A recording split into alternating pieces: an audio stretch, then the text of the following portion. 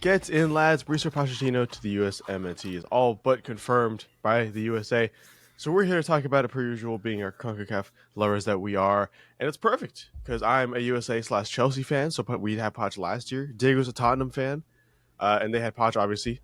Spurs are his most popular club. And Andres is a Mexico fan. So we have all sides of the cube here. So Triangle. let's talk It's about a it. triangle. Triangle. I'm sorry, triangle. Yep. The Pochettino triangle. So we're gonna talk about it today. We have a lot of pros and cons for you guys. If you guys want more USA Pochettino content, make sure to subscribe and like the video. But let's talk about it. Overall, I freaking love the signing. I think Pochettino was without a doubt the best feasible option that we've had available to us. I mean, Pochettino is one of the biggest coaching names in the world. Without a doubt. You can't deny that. He's one of the biggest coaching names in the world. He's coached some of the biggest players, and it is amazing that he's going to come to us. But my main positive that I like is the fact that he's so good with introducing youth into the team. That is the biggest thing that I like. I mean, at Tottenham, when he went to Tottenham, obviously Tottenham was one of the big six, still a big team, but he was really the one that revolutionized the entire way that people view Tottenham Hotspur, really, at least over the past decade or so. And by doing so, he brought in a lot of younger players. I mean, Son when he was younger, Kane when he was younger. Just to mention two, I think it's going to be really, really good with the USMNT. But Diego, if you would like to expand upon that, I would very much appreciate that. Being a Tottenham fan yourself and whatnot.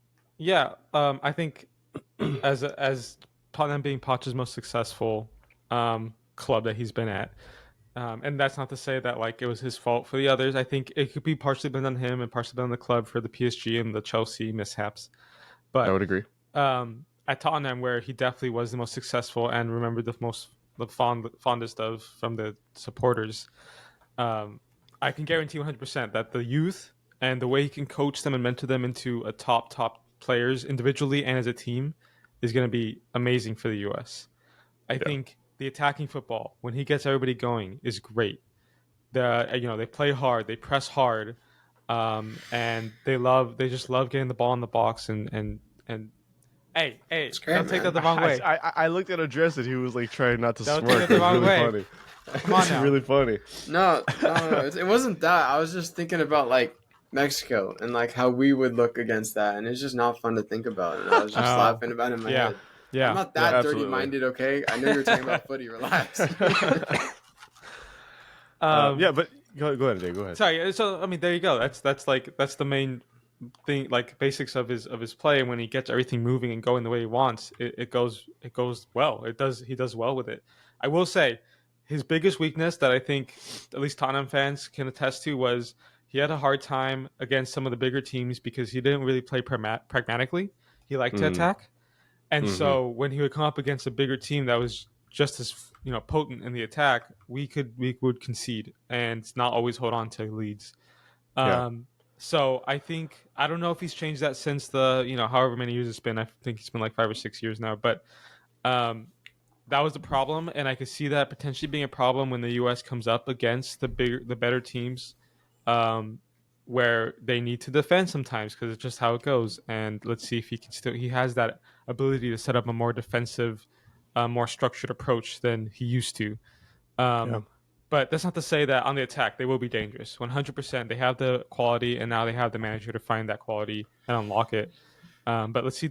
Defense-wise is my only worry because I saw that at Tottenham. We always had sometimes some trouble, and we had some great defenders, but sometimes we would be so much like offensively impressing that we would leave spaces behind and get conceded and scored on. Yeah, I would like to agree with that 100% because Pochettino at Chelsea last season, and I want to go on the record by saying I think he deserved one more season. I think I like Enzo Maresca a lot. The first game against City, I really, really liked how he played. So just besides don't the talk point, about that one moment. it's okay. But I think not Poch okay. deserved another season here. And I would agree with you, but I think he has gotten better. Even when we played, I think it was City last season, and Poch was on the attack the whole time, but we looked good on the attack, even against City. We lost the game, I'm pretty sure. We drew the game. I'm pretty sure we lost the game. But typically that was down to technical individual errors, which is Chelsea's problem has been for a few years. But I that is my issue too with the USA, is I think that's where we'd be let down because the USA, CONCACAF wise, technical ability wise, we are up there. some of the best players in CONCACAF, and I think it works fine. But when you start playing against the Englands, the Frances, the Argentinas, the Brazils again, I think it really shows how much we lack technical wise. And I think that's my biggest issue. And if Poch can somehow remedy that with his tactics, fantastic. But it's really hard to remedy. So I guess this is not much a Poch con, but I think this could be a con for Poch. Is the fact that USA is not going to look as good as he wants, and we have, like I said, we have really really good players. We have some of the players that have played that are playing for the top clubs in the world and have fit in well, but a PSG team with Neymar and Mbappe is going to work a lot different than the USA team with Timothy Weah. It's going to be a lot different. So that's one thing I think we needs to be taking a look at. But another thing that I think is a really good positive for Pochettino coming in is the fact that Mexico's scared. Mexico's scared. No, we're chilling, bro. What do you mean? Mexico Twitter the day that it was announced was wham. Like it was bad that day. No, we're fine, dude. Say it as much as you want, and and like the first stage is denial. Okay, look, we're good. We're good. We're chilling. But like that day was bad. Like the amount of tweets saying that we're fine. We're good. We're good. By 2030, yes. But I'm saying like a lot of the tweets I was saying was like USA assigned a world-renowned coach, and we signed a PE teacher. Like that was what the whoa, okay. This was Mexican Twitter. This was Mexican Twitter, not USA Twitter. I'm just saying like PE teacher. Like he's coached us before when we were good. So like I'm focusing on the positives. Good is his long shot. Excuse me. When we were better than we are now. Okay. Look, okay. So look, he's gonna bring a certain dynamic from the football. Yes, Pochettino is a different level, obviously, but like it's his first time. It's his first time coaching at the international level. It's a different breed. I was gonna mention that too. I'm hoping that's the experience is gonna have the competitive edge for us as a Mexico fan. But yeah, it's a scary signing. I'm not gonna lie. Like, yes, I'm gonna make the joke and like, no, we're not worried. But yeah, it is a scary signing because U.S. has a better skill set than Mexico does at this moment in time, and with bringing a manager like that who can only improve those players is kind of scary. But the hope is that like he's not right in straight off the bat, is he? I don't think he is. His first international window would be October, but that includes the friendly against Mexico in Mexico. Yeah. So that's going to be a big game, even though it's a friendly, but it's going to kind of show with both managers coming together like that head to head. But yeah, it's a good signing. I was thoroughly impressed. I was like, oh damn, I really expected like a nobody to show up. But getting someone like that. But the hope I have is that because he's not experienced in the international stage, it's a lot different from club level. You don't see the players all the time. That he's not going to have the same impact on the players as you usually do at the club level. That's my hope. It's pretty negative, but that's just how I am with this. It's very valid. It's a very valid thought to think. But I think one thing that Poch has in his favor is he's a really good manager. He builds really good relationships, and obviously, Greg Berhalter before him was the king of that, and the peasant of everything else. But I really think Pochettino can build a really good relationship with these American players, and not only the main 20, 25 that we bring on, but even like the following 30 after them in the pecking order, the ones that have a chance to maybe come in one day. I really think Pochettino has a really good opportunity to have a really good relationship with this team and the fans too. Pochettino, if first game, if he just goes over to the American fans and smiles, he's going to get everybody on board. And obviously, there are very few people that are not on board. If you're not on board with a Pochettino signing, you're a lost cause, and I don't know what you're doing as an American fan because this is amazing. But as a manager, I think it's fantastic, and I think he is that really good medium between really good tactician in games and a really good manager off the pitch, which is what you need to be. That's why he's so fondly remembered at Tottenham, even at Chelsea. He's somewhat fondly remembered now, a little too late, but that's why he's so fondly remembered by not only the players but the fans too. And I think that's a really big key part of his relationship with the USMNT. But yes, the lack of international, experience is a big worry for me, and that should be the biggest worry for a lot of people. But I do think he's a good enough manager to not have to worry about it, especially being in CONCACAF. You're not thrust into it with the toughest of managers. Whereas if you're in a CONMEBOL, you'd immediately have to face the Brazil, Colombia, Argentina. If you're in Europe, you immediately have to face the Germany, Spain's, England's. You're here and you could practice against, if not Canada, Mexico, even the lesser teams of CONCACAF, in the Jamaicas, in the Hondurases, like those kind of teams. I think he has enough time to build the international repertoire. So when it matters, he's fine. He's fine. And he's only here until the end of the World Cup. He's only here for 2 years. I really, really do hope that it's longer than 2 years and that it's successful enough for him to be here for more than 2 years. But Yeah. Yeah. It's gonna ride a lot on the World Cup, just because. yeah, as it it's should. Here. As it should. Yeah. Yeah. Exactly. That's how every And, international coach is, though. It depends on the World Cup performance. Right. But even then, Right. it doesn't even matter. Sometimes they just move on just because it's time. Very true. And you know what? In this scenario, a lot of the talk before Pochettino, and obviously I think the narrative changes now because you have such a big manager in Pochettino. But the narrative before was we get a fairly reputable manager, a Hervé Renard kind of level manager for 2 years, and then he can leave after 2026, and then by then that's when you give it to a Steve Trundle or you give it to a Wilfred Nancy or Kevin Vanny, like any one of those MLS managers, and give them the 4 years afterwards. But I don't know. Now I kind of hope he's here for the next go around, especially because that obviously I'm really, really excited for the next 2 years in the World Cup, in 2 years in the USA, and I hope we get to go and all that. But the 4 years after for the 2030 World Cup is also going to be really, really good because that's the Rafa Marquez era of Mexico right there. And I think the USA absolutely needs to stay at the front of that conversation at the we're time. gonna go. And We're gonna go Pochettino places. kind of needs to be there for it. But yeah, We're gonna get really good out of that positives. round of 16. I already feel it. Wow. The round of 16, Chris. I already feel it. Wow, that says Yeah, a man. lot. I know we're That going says to a the lot. quarters. I don't know if we're gonna get past the need- quarters, but I can need feel us a going Netherlands past the. Mexico. I I know. need a Netherlands Mexico Bingo. rematch. I was gonna say go what I usually say, but usually that gets cut, so I'm not gonna say that. But they can go do something to themselves. I'm not gonna say usually what I say because it never makes the cut. Usually I say it with too much emotion because I mean There it it. is. That's what I'm. That's why I say it with emotion. But it begs the question though with with these players, and obviously one could argue this is the golden generation for the United States. With you bring in a manager like this, the fans are expecting results straight off the bat. And is that realistic? No. But it begs the question: is this going to put a lot of pressure on the players, on the manager? And is that that pressure going to affect their performances because they're going to feel it, especially with the World Cup at home? They're going to feel the pressure. Every game is going to be a home game for them, most likely. Unless it's like Canada or Mexico, I doubt they'll play in those countries. Every game should be a home game. But we saw the Copa America. Yeah, it just depends. Like that. But the World Cup's different. It depends on who they're playing. Let's be real. Absolutely. If you're playing against the Zambia, then it's gonna be a home game. But if you're playing against another Colombia, I don't know. Yes, but sorry. Yeah.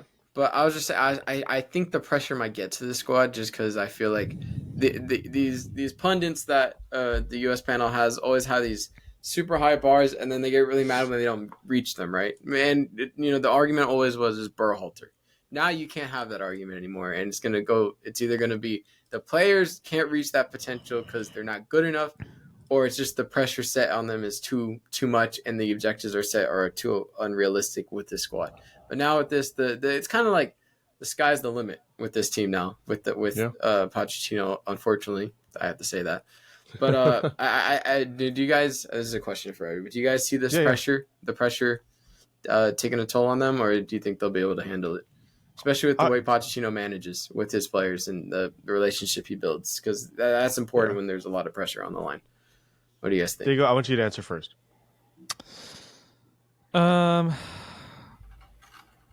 I mean, like, I think it is a lot of pressure, and I think Poch is the kind of person that will balance. Like, if he sees you're not up to the pressure, he will not put you in there. He's not a rookie manager. True. He knows that if this guy can't play the role I need him to, can't live up to the expectations that I need at this position, you're not going to play. That's just how it is. And unless he sees that potential in you and feels like he can cultivate that out of you, you're not going to play.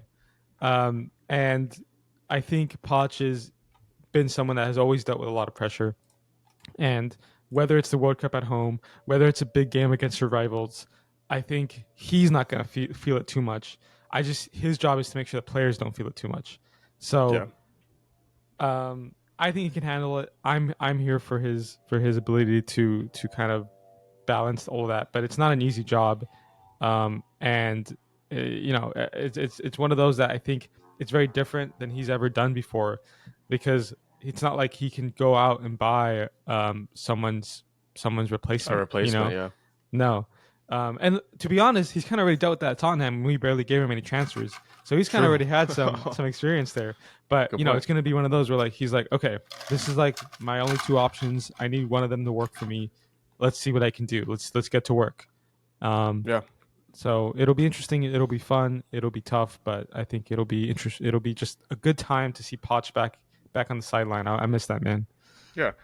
And Andres, I'm gonna say 100% there's gonna be pressure from all Yeah. facets of the game. I think there's gonna be pressure to perform in front of the home fans, in front of And the score. for the 2026 World Cup. Pressure to score. I think there also needs Score there a lot needs of to be goals. pressure. Like Yeah. a lot. You have to. I think there also is going to be a lot of pressure from Pochettino. There has Yeah. to be. There was zero pressure from Greg Berhalter. Zero pressure, because a lot of these players knew that no matter what they did, on the pitch or off the pitch, that they were going to get called up for the next round of call-ups for the national, windows and whatnot. Didn't have to worry, and they were going to be welcomed with open arms. They were going to be, asked how are you doing, no matter what you did, and that can't be how you function in a successful team. Pochettino needs absolutely to place a lot of pressure on these players to perform at the best of their ability, because if you're not performing, you shouldn't play. Simple as that. Simple. Yep. That's it. That's not how it was run in the past. You think that should be how it's run, but it wasn't. And this also needs to reflect onto the MLS. I think there should be pressure on the MLS to start producing good American players and not these mediocre, Jordan Morrises and whatnot that are pulling up to the international squad and not doing anything. Damn. Like, But he's think a about his great- Stanford. Think about his career at Stanford. Like, I'm not gonna dog on the guy because he's a lot better footballer than I am. But Right, the fact and that this is no somehow direct is shade. always brought up every time he's mentioned is crazy. No, literally. But think about Stanford. But like, don't get me wrong, Jordan Morris is a fantastic football player for the MLS, but international, we're beyond that. And a player like him should not be there. Maybe give him an opportunity is fine, but if you don't perform, you're cut. That's it. Simple as that. We have so much talent now on the American side, especially with the youth, that these players need to be given potential, opportunities, and especially the players that just played at the 20 World Cup. Kevin Paredes, Paxton Harrison, those kind of players. There needs to be a lot of pressure from Pochettino on these players directly. You can't exist in a successful environment without pressure. You can't play with mediocre players or players that stay mediocre with and expect to win. So Pochettino needs to put a lot of pressure, and I also do think that there should be a lot of pressure from the U.S. media and U.S. fans on these players. There has been Alexi pressure in the Lawless past. already got it covered, bro. He's already written a I whole know. memoir. Literally. Of what they did wrong. There's been pressure in the past, right? Especially after they didn't make the 2018 World Cup. There's a lot of pressure to make the next one, and they did. But there needs to be even more personally. I feel like we're at a point where we need to be winning every single CONCACAF tournament. At least be the number one team in that, the team to beat. Not to mention the Copa America. And not to mention that this World Cup, we need to perform. I don't expect us to win. I don't expect us to make the final. I don't even expect us to make the semifinals. But if you can have a really good run up until the quarterfinals, I'm okay with that. There needs to be pressure to do that, and anything less of that or wins at other CONCACAF tournaments should be frowned upon and viewed as a disappointment. So yes, there needs to be pressure because I feel like these players have not faced enough pressure in the past by any means. There needs to be pressure here on these players. And without it, then there's no point. There's no point in bringing a manager like Pochettino in if you feel comfortable. You should not be feeling comfortable with him. You should feel on edge. And I think Pochettino is going to do that, which is good. I think he really needs to do that. And I feel like he did that with Tottenham in the past. Like even like other teams, even like the pressure at these clubs are very. There's nothing similar in the world of football. The pressure to play at these clubs, so he knows how to handle that. And I really do feel like at least at Tottenham he was really good at handling pressure on the players, because for a long time Tottenham should have won the league when Leicester won the league. Tottenham have been in that conversation. We're in the top 2, top 3 conversation. That's what I said. Should have, yeah. I don't know if they should have. They were very close to winning it. Chelsea were the reason they didn't. They were still off by like 6 points. It was just keeping them in the race. It wasn't. Well, but that was Tottenham's fault. I still think Tottenham should have gone farther in the league. This is beside the point, though. You could argue Tottenham should have won the league, and obviously Leicester had a marvelous season. They should have won the Champions League. Whatever. Both of those are not true, but I'll let this slide. I don't know about that one. But, no, I'm just joking. I just wanted to do that to you. That's but all. even in that run up until the final, Pochettino was probably the best part of that team. The best, most important part of that team, especially the game against Ajax and whatnot. So Pochettino has been in situations. Pochettino has been with players in these situations, and these players need to recognize that, and the players need to really, really piggyback on Mauricio Pochettino's quality and talent. Pochettino, this is the biggest opportunity the USMNT has ever had in terms of a coach. We have never had a coach of this stature, of this quality, and with this repertoire come into the team before, and it's coming at the perfect time. And if the players can't get along with that, then personally, it's only down to the players. I don't want to give Pochettino God status here, and he can do something wrong, but if it doesn't work, for me, it's not going to be down to the players right away. It's going to be down to the players right away. It's not going to be down to the players right away. What? You spent that whole thing talking about. Holy crap, bro! Wait, hold on. We got to talk about that water. Yeah, what is that? My That's a water tank. The whole water tank. I call it a chug jug. Bro. I stay hydrated. You just whipped it out of nowhere. Jesus Christ! Does that follow legal guidelines, bro? It does. Like if I ever get into a fight, look at that. I got a little crazy. Bath thing, This and then is crazy. And then I have a little handle. Don't know what that's for, but I do. It's kind of stupid because you can't really.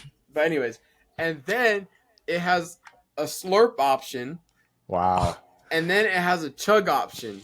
Like Wow. look at that, 2 in 1. I know. This is great. I know. Sponsor I know. us. Sponsor It's us. called Mana. Mana sponsor us because I use this all the time for training, lifting, lift sessions. Literally any training session I have, I use it. Stay hydrated, kids. Keeps the water real cold for a very long time. Keeps the ice in there pretty good. So if it's the end of the road, I'm going. I was supposed to take that. I literally just gassed them up, and I was supposed to take a sip of water, and I didn't. Now I'm self-conscious about it. But yeah, it's pretty nice. I have it by my goal. So if I ever get pictures, you'll probably see it by the goal when I'm in a game. That's very crazy, nice. Bro. Imagine if the ball hits it, how loud that would be. Dude, like a gong. It takes it though. It just takes the hit. Like it doesn't even. What a baller! I aspire to be that bottle. I'll be honest. Especially when it's water. When there's water here and it's a little heavy, it literally just takes the hit and just slowly falls over. It doesn't That's even crazy. like go flying. It's hilarious. It has its own gravitational field. That's what's crazy about it, I think. Yeah, gravity doesn't apply to this bottle. It's great though. All right, well, I love it. Unless you guys have anything else to add about Pochettino, I think we can call it there. Yeah. Buy this water bottle. Yes, buy the water bottle. Drink Prime. We need to get stickers. We need to make stickers to put them on and stuff like that. We really should do stickers.